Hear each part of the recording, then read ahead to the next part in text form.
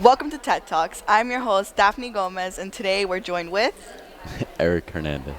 Eric Hernandez. Now, Eric, how do you feel being at the Mental Wealth Expo today? Anxious but proud. Anxious but proud.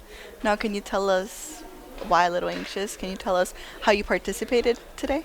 Anxious because I had to be in front of a lot of people I know and I don't know, and speak about my own mental health and why mental health is important.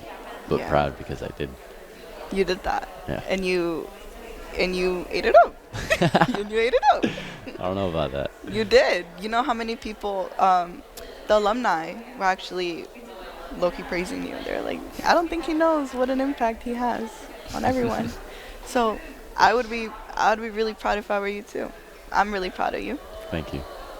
Now, how do you think this event like impacts the community?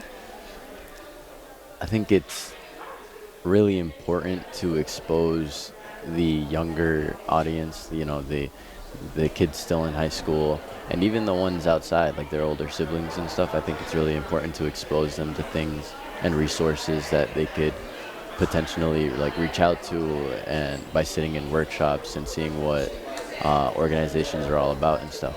So I think that impact is huge. Now, as a former SkillsUSA president and you're an alumni, what brings you back here? What brings you back to tech? Why do you continue to come here and just give us a little bit of who Eric Hernandez is? I continue to come back because of the teachers I made connections with.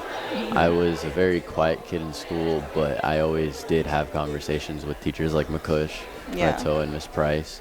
And it would be a disservice to them to not come back and essentially pay them back for how well they treated me.